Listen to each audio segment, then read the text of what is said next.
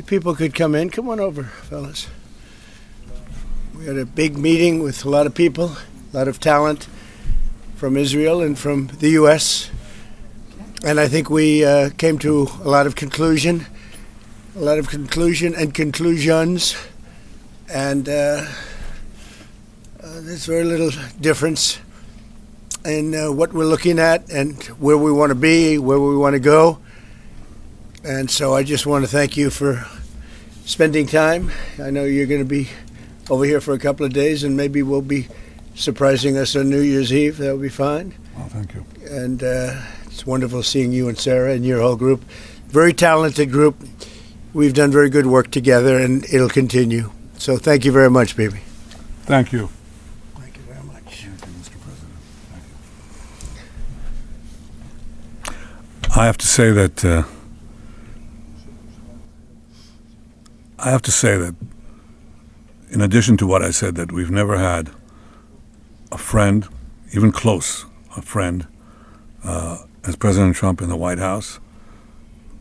I think he's been extraordinary in his friendship and his support for Israel, his principled positions, his willingness to just cut through and get to the essence of things. And I don't say that as a compliment. I just mean it. People have heard me say that behind your back, Mr. President, many times. But I want to say something else. I think we have a partnership, if I can quote you, second to none. I think it's allowed us to do enormous things. You know, people said there was a different conception at one time, which means that America can advance its interest in the Middle East if it opens a lot of daylight between it and Israel. And President Trump has done the exact opposite. He's achieved remarkable things in the Middle East because we work together.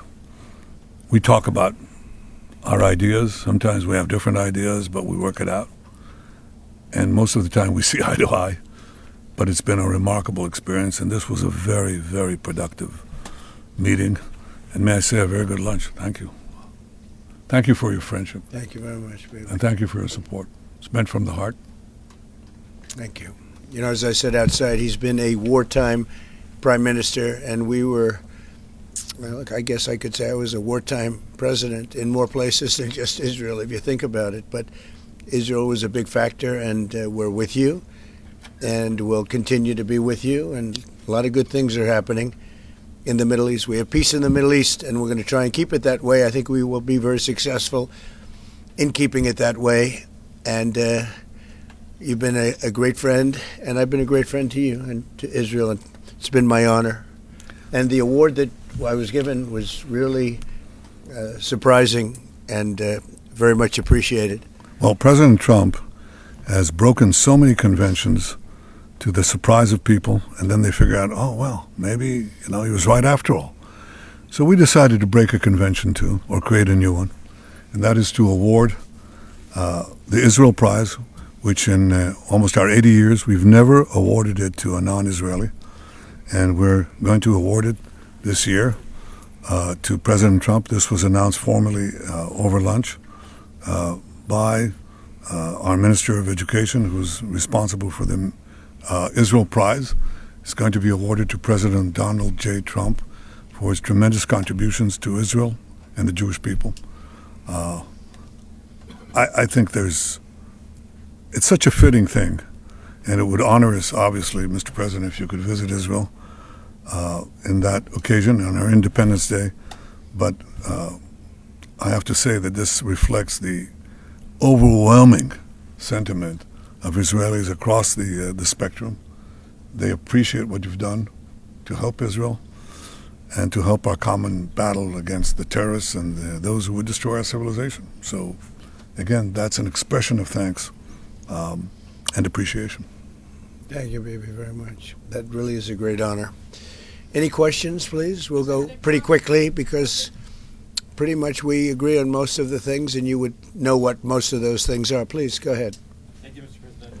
I'd like to know if you and the Prime Minister talked about having Israel pull back its troops before Hamas fully disarms. I know that's been an issue. Did you push for that today? Well, we talked about Hamas, and we talked about disarmament. And they're going to be given a very short period of time to disarm. and we'll see how that works out.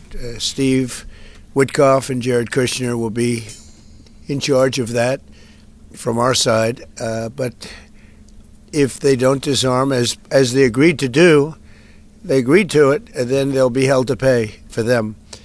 And we don't want that. We're not looking for that. But they have to disarm within a fairly short period of time. Is Israel withdrawing its forces? Well, that's a separate subject. We'll talk about that. Mr. President? Yes. Mr. President, did you have a message for the Prime Minister about the West Bank? And are you at all concerned that settler violence, Israeli settler violence, could be undermining the peace plan? Well, we have had a discussion, big discussion, for a long time on the West Bank. And I wouldn't say we agree on the West Bank 100%, but we will come to a conclusion on the West Bank. If I could ask, what is the disagreement? Well, I don't want to do that. It'll be announced at an appropriate time. But he will do the right thing. I know that. I know him very well. He will do the right thing. Yes? There is a growing fear of a confrontation between Israel and Turkey. How are you going to ease this tension given the fact that President Erdogan calls Mr. Netanyahu Hitler and compares Israel to the Nazis? Well, I know President Erdogan very well. And as you all know, he's a very good friend of mine. And I believe that, and I do respect him, and Bibi respects him. And they're not going to have a problem. They're not going to have a problem. I know him very well. And you've seen me do things with President Erdogan and Turkey that nobody else could have done. We're not going to have a problem. He's done a fantastic job. I'm with him all the way. I'm with Bibi all the way. Nothing's going to happen. Yes. Mr. President, are you concerned that Israel is not moving quickly enough to phase 2 of the peace plan? Well, I'm not concerned about anything that Israel's doing. I'm concerned about what other people are doing or maybe aren't doing. But I'm not concerned. They've lived up to the plan. They're strong. They're solid. And sometimes they don't understand when somebody violates something that you want to give them a second chance. Well, we'll give them a couple of second chances. But no, Israel's lived up to the plan 100%. Don't forget, we made the plan possible by taking out Iran. And speaking of Iran, I hope they're not trying to build up again, because if they are, we're going to have no choice but very quickly to eradicate that buildup. So I hope Iran is not trying to build up, as I've been reading that they're building up weapons and other things. And if they are, they're not using the sites that we obliterated, but they're using possibly different sites. We know exactly where they're going, what they're doing, and I hope they're not doing it, because we don't want to waste the fuel on a B-2. It's a 37-hour trip both ways. I don't want to waste a lot of fuel. Okay? Mr. President Trump, because your last remarks regarding the pardon request of Prime Minister Netanyahu, Herzog office told us that you have not talked after the official request of Prime Minister Netanyahu pardon. Can you clarify to us, did you talk Which about request it? are you talking about? With the President Herzog, the Israeli President Herzog. Did you talk with him directly? President Erdogan? Herzog. The Israeli President so you're talking Herzog. about pardon? Yeah. Oh, well, you got to say that. No, I think he's going to be in great shape. He's a wartime prime minister at the highest level. He's achieved tremendous success. And I'll say it, if you had 8 out of 10 prime ministers in his position right now, or before right now, maybe, you wouldn't have Israel any longer. Israel would not exist. I'd say two of them would, and 8 of them wouldn't. Those are not good odds.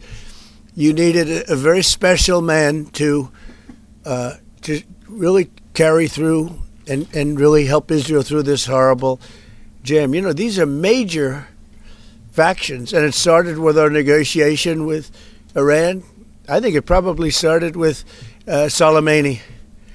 That was really where you mentioned that today, which started with Soleimani.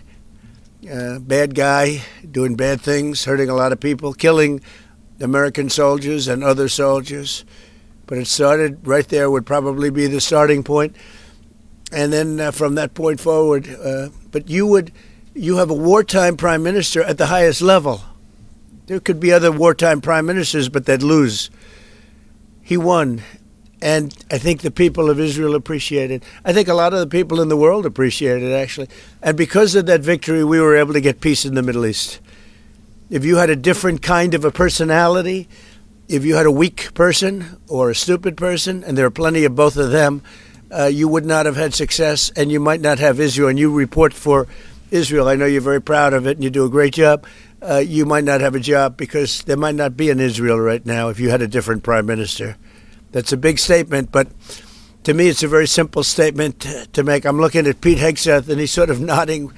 If they don't have a strong prime minister, Pete, you might not have Israel today. I think he'll go down in the record books. And, you know, I was a big help. I'll be honest with you, big help. Somebody said in the room, if you don't have Trump, you needed a proper combination of everything.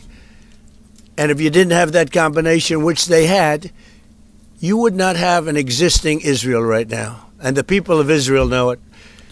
That's why they like me, and it's why they actually like him. He's got a little bit of a love-hate more than I do over there. But you know what? Even the haters have a lot of respect for him. There's a lot of jealousy about him. A lot of jealousy. Jealousy is a bad word. But I believe you would not have Israel right now. So it's a big deal. Yeah, please. Mr. President, a recent poll showed that as half of Gazans would be willing to leave the Gaza Strip if afforded the opportunity to do so. Back in February, you said that all Gazans would leave. I heard that number today. Half of Gaza would leave. I've always said it. I said if you were given the opportunity to live in a better climate, they would move. They're there because they sort of have to be. I think it would be a great opportunity, but let's see if that opportunity presents itself. But we're helping the people of Gaza a lot. So is Israel, by the way. So we'll see what happens. But I saw that it was a poll. It was actually more than half the people would leave if they were given the opportunity. And I've been saying that for a long time. To me, it was common sense. So it's interesting. Why wouldn't countries accept that? Look, let's not talk about it because we don't want the controversy. Right now, we're helping Gaza. But if they were given the opportunity, I think even higher than that, the group that did the poll is usually, I call them negative pollsters. You have a lot of them. And yet this poll was, I think, very accurate, other than it would be more than half the people if given the opportunity. But they haven't been given that opportunity. So we'll see what happens. Mr. President, point of understanding regarding Syria. We do have an understanding regarding Syria. Now, with Syria, you know, your new president, I respect him. He's a very strong guy, and that's what you need in Syria. You can't put a choir boy. You can't put somebody that's a perfect person. Everything's nice, no problems in life. You have the opposite there. He's a strong guy. We get along with him great. I can't ask for any more. He's been with us all the way. We had that mishap with ISIS, and he was with us all the way. He was fighting us. You know, he was fighting them. So I hope Israel. I'm sure that Israel and him will get along. I will try and make it so that they do get along. I think they will. Bibi, do you have anything to say about that? Yeah, well, our interest is to have a peaceful border with Syria. Our interest is to have, and we openly say it, we want to make sure that the border area right next to our border is safe. We don't have terrorists, we don't have attacks, and we also want to secure our Druze friends. And by the way, I think not only the Druze, but other minorities, especially the Christians, should be protected as well in Syria and throughout the Middle East and in Nigeria. In your efforts, we back completely, because Christian communities are beleaguered around the world, and especially in the Middle East, but in parts of Africa too. And we stand for the same thing. And don't forget, it was President Erdogan that helped very much get rid of a very bad ruler of Syria. That was President Erdogan. And he never wanted the credit for it, but he really gets a lot of credit. Bibi agrees with that. I agree with. I mean, I know it. And President Erdogan should get a lot of good credit for what he did. He got rid of some very bad people. And, you know, they've been wanting to do that for 1,000 years with different names, but for 1,000 years in Syria. President Erdogan did it, and we give him a lot of credit. I give him a lot of credit. But I think it's going to work out well between Syria and Israel. Mr. President, about Yeah, go ahead, please. The Lebanese government, what we saw, is not not meeting the terms of the ceasefire agreement, has failed to disarm Hezbollah, actually. In your view, should Israel strike the terrorist organization again? Well, we're going to see about that. We'll see about it. The Lebanese government is at a little bit of a disadvantage, if you think of it, with Hezbollah. But Hezbollah has been behaving badly, so we'll see what happens. How close are we to another operation of Israel in Iran? You said before the meeting with Netanyahu that you are in support of Israel if the ballistic missile project will take on, and also the nuclear weapon. But after the meeting, after what you know from the intelligence, how close are we to another war with Iran? Well, I don't want to say that, but Iran may be behaving badly. It hasn't been confirmed, but if it's confirmed, look, they know the consequences. Consequences will be very powerful, maybe more powerful than the last time. Yeah. And Iran should have made a deal the last time. I gave them the option. I said, you can make a deal. Do it. I told them, do it. And they didn't believe me. Now they believe me. Evidence that Iran is behaving badly, and what do you mean by that? This is just what we hear. But usually, where there's smoke, there's fire. Have you heard the expression? But what do you mean related to the nuclear capability? Well, no, I'm hearing that they're not nuclear yet, but maybe nuclear too. The sites were obliterated, but they're looking at other sites. That's what I've heard. They're looking. So it'll take a long time. They're not going to go back to where they were, but they have other places they can go. And if they're doing that, they're making a big mistake. Yeah, please. There's no reason for them to do it. Mr. President, is the United States currently open to engaging in bilateral discussions with Tehran? We're hearing reports from numerous countries that there may be some discussions. Is that something you would support, or something that is I would. You Sure. would support that? I would, yes. Right now. Thank you, sir. I have been, by the way, before the war, I would support that. I said to him, baby, I said, let's negotiate. And they didn't believe what was going to happen would happen. Yes, ma'am. On China. So China has been doing naval exercises basically to test encircling Taiwan. Can you explain to us what your knowledge is of that? What do you think about that? Have you had any discussions with China? Well, I have a great that? relationship with President Xi, and he hasn't told me anything about it. I certainly have seen it, but he hasn't told me anything about it, and I don't believe he's going to be doing it. Does it worry you? No, nothing worries me. But Nothing. you said where there's smoke, there's fire, right? So if you're if you're doing naval exercises and air exercises. Well, they've been doing naval exercises for 20 years in that area. Now people take it a little bit differently, but in fact larger than they're doing right now. So we'll see. But they've been doing that for 20, 25 years. Yeah. Mr. President, if you don't see Hamas disarm in that short amount of time that you're giving them, can you tell us what the next steps would be? It'll be horrible for them. Horrible. It's going to be really, really bad for them. And I don't want that to happen. But they made an agreement that they were going to disarm. And you couldn't blame Israel. By the way, we have other countries that will come in and do it. They said, let us do it for you if they don't. Countries that were with them wanted the deal to be made, agreed that they would disarm. And now if they say they're going to disarm, that's fine. If they say they're not going to disarm, those same countries will go and wipe them out. They don't even need Israel. You know, we have many countries, 59 countries that are in agreement. This is a real peace in the Middle East. And Hamas is a small part of it, but it's still a part of it. But we have 59 countries that signed on, big countries, countries that are outside of the Middle East, as you know the Middle East. They want to go in and wipe out Hamas. They don't want Israel. They don't need Israel. They want to do it because it's the right thing to do, because they were for the deal based on the fact that Hamas pledged, they swore that they were going to disarm. Now, if they're not going to disarm, those same countries will wipe out Hamas.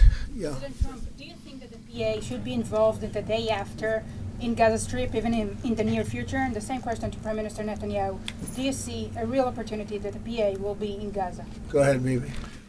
I think President Trump put clearly the conditions of reform that he wants to see in the PA for them to be involved. And I think he put it very clearly, what he wants to see, the kind of real reforms, not just perfunctory reforms, but real reforms. Stop pay to slay, change the curriculum in your textbooks, open up, a different society and a different future. If they do it, well, let them. I think it was clear. He put Pretty clear. He put guidelines that were, by the way, in the Trump plan of 2020, and they were put then in the 20 points, and it's up to them.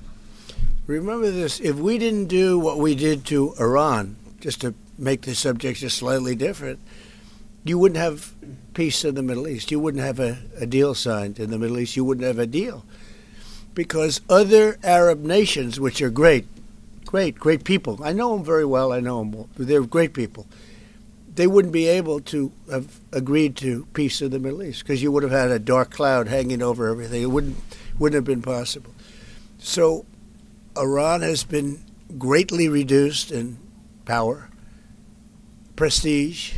I don't want to use the word humiliation because, they're trying to build up again. But we can't let them build up because if they build up, there can't be peace in the Middle East. It was a mistake. When they wiped out Iraq and Iran were about the same power. And they fought each other with different names for 1,000 years. And then our country came out and blew up one of those two countries, namely Iraq. And all of a sudden, Iran had the whole Middle East all to itself. But that's not true anymore. That's not true anymore. Say it? Tell us something about your plan to expand the Abraham Accords. If you can tell us something about your plan to expand the Abraham Accords. Well, the Abraham Accords are a great achievement of Jared and everybody. It was one of the great achievements. They'll be expanded. Countries are already talking about expanding it, and they'll be expanded fairly quickly. Yeah, please. What about Saudi Arabia? Is it still on the table? The normalization? Saudi Arabia is great. We have a great leader and a friend of mine and a friend of a lot of people. Also an enemy of some people, but those people aren't doing so well. No, Saudi Arabia has been very good as far as I'm concerned. They've done everything that we can ask for. But normalization with Israel is on the They're getting along great with Israel. They will. And at some point, they'll sign the Abraham Accords. Mr. President, we know. So one of the big domestic tasks ahead of you is to pick a new chairman for the Fed. Yeah. You've said that you have one favorite, but you're I also do. doing interviews. Still do. Hasn't changed. Yeah, I'll announce them at the right time. There's plenty of time. Are you? Is But there in the any meantime, chance? we're doing numbers that nobody's ever seen. We have $18 trillion coming in. We had a 4.3% GDP. They thought it was going to be 2%. And that's despite the Democrat shutdown. Had the shutdown not occurred, we would have had an extra 1.25. Think of that. We are doing, and also despite the fact that we have a fool at the Federal Reserve. I mean, Biden reappointed him. It's too bad. You would have thought he wouldn't have done that. But he's an absolute fool who's building a new Federal Reserve, or he's doing a renovation of a building. Maybe he's up to $4.1 billion to do a renovation of a few very small buildings. It's the highest price in the history of construction. He's spending more money than any building has ever spent per square foot on the renovation of, as an example, I'm doing a magnificent, big, beautiful ballroom that the country has wanted, the White House has wanted for 150 years. It's a massive job, and it's a tiny fraction of that number. And we're under budget and ahead of schedule. Now, it's bigger than I told you. After realizing we're going to do the inauguration in that building, it's got all bulletproof glass. It's got all drone, they call it drone-free roof. So drones won't touch it. It's a big, beautiful, safe building. But it's a big project. For a tiny fraction of that, we're under budget and ahead of schedule. And they've wanted it for 150 years. Think of it, the Federal Reserve building, 2 buildings there, they don't know what they're doing. They're way over budget. I mean, this was built during the Biden administration. And I rode by it the other day, and it's headed by the head of the Federal Reserve. Too late, too late, Powell.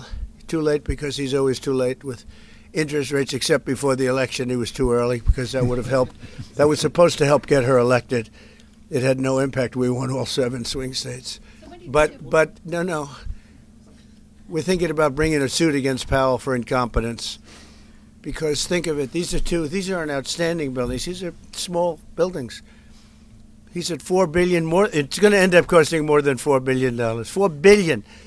It's the highest price of construction. Again, Democrats, highest price of construction per square foot in the history of the world. There's never been. Gorgeous monuments are built for a much smaller price. So we're thinking about bringing a gross incompetence, what's called gross incompetence lawsuit. It's gross incompetence against Powell. And it was his baby. And the guy's just incompetent. I mean, there's nothing you can do about it. He's just a very incompetent man. But we're going to probably bring a lawsuit against him. Thank you all very much. I appreciate it. Bibi, congratulations. Thank you. When do you expect an announcement then on Powell's replacement? January sometime. And will you ask Jay Powell to resign? Well, he should resign. Entirely? Be a favor to the nation. But he's come close. I mean, we're getting pretty close. I would fire him. I'd love to fire him, but we're so close, maybe it. But maybe I still might. Will you sell F-35 to the Turkey? Say it. Are you going to approve a selling of F-35 to the Turkey? We're thinking about it very seriously. And what is What your prevented- reaction to this? They'll never use it. Thank you, President.